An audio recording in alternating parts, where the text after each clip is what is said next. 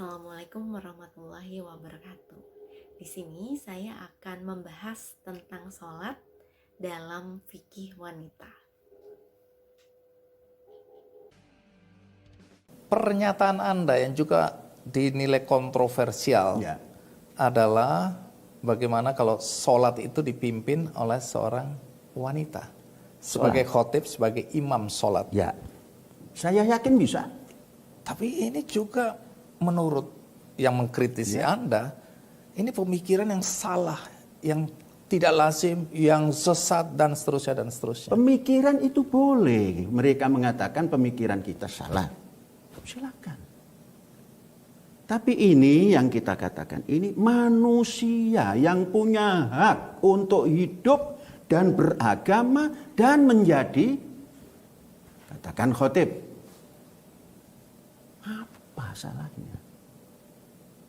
Saya baru bercita-cita itu, saya umumkan, siap-siap wahai anak-anakku, engkau akan jadi khotib. Baik yang perempuan, baru akan. Gagasan ini belum Anda laksanakan. Belum, tapi akan saya laksanakan. Setelah ribut-ribut ini Anda tetap akan Saya laksanakan. laksanakan, itu hak asasi. Jadi yang memberi pesan keagamaan itu jangan laki-laki saja. Wanita juga harus diberi hak untuk menyampaikan di mimbar. Mungkin bagi kaum perempuan, Ya. pandangan Anda seperti ini memberikan kebanggaan bagi mereka. Ya. Tapi kan kita sedang berbicara mengenai kritik dalam koridor beragama. Ini beragama. Koridor yang saya jalankan ini koridor agama. Tapi lebih cenderung orang bisa menilai bahwa ini adalah pembelaan kepada kaum perempuan. Itu pun boleh. Kenapa kalau saya membela kaum perempuan? Memberikan haknya. Tapi yang juga jadi pertanyaan, siapa perempuan yang Anda berikan tempat terhormat di depan, sementara banyak laki-laki di belakang? Itu istri saya. Mengawani daripada kawan yang senior itu. Karena saya tidak bisa, saya jadi imam. Yang selalu Dasar hukum agama Islam ada 4. Yang pertama Al-Quran, yang kedua hadis.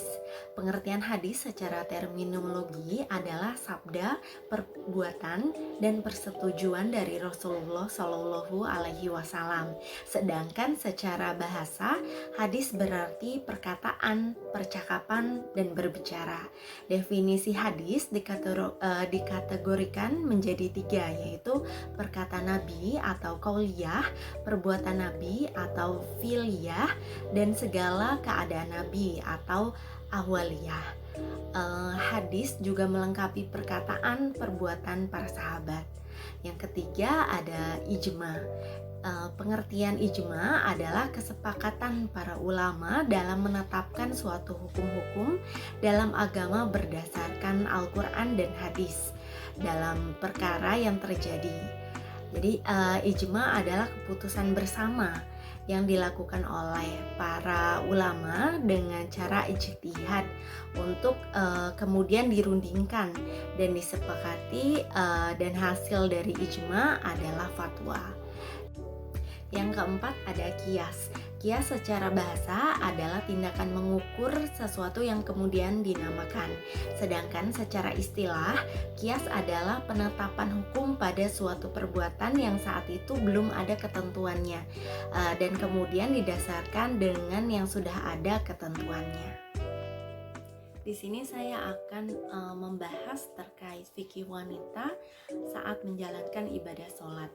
Di sini saya ambil dari buku Fikih Wanita.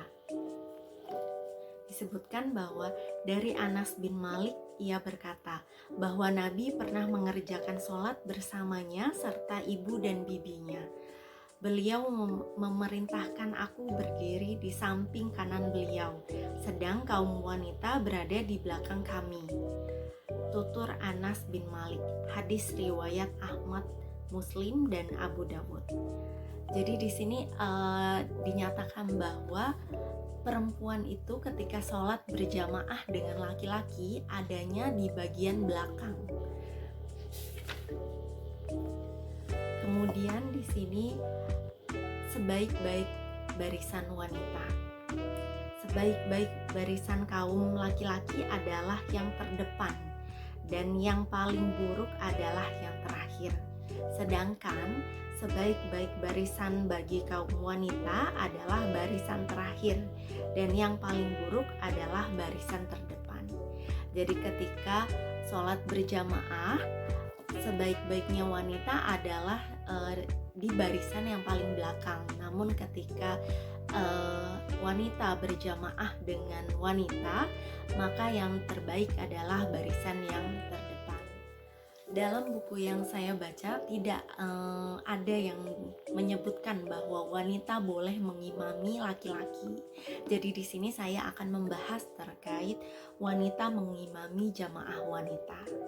Disunahkan bagi wanita muslimah mengimami jamaah wanita.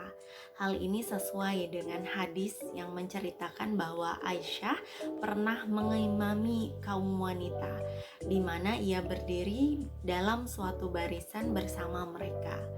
Ummu Salamah juga pernah mengerjakan hal yang sama. Di samping itu, Rasulullah juga pernah memerintahkan Ummu Warokah untuk mengumandangkan azan dan mengimami sholat yang dikerjakan bersama keluarganya. Kemudian saya akan membahas terkait sholatnya kaum wanita di masjid. Diperbolehkan bagi wanita pergi ke masjid untuk mengikuti sholat berjamaah, dengan syarat harus menghindari segala sesuatu yang dapat memancing syahwat laki-laki dan menimbulkan fitnah.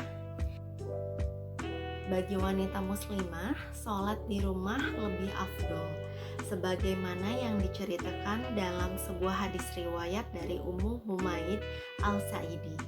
Ia pernah mendatangi Rasulullah seraya berkata, "Wahai Rasulullah, sesungguhnya aku lebih suka sholat bersamamu."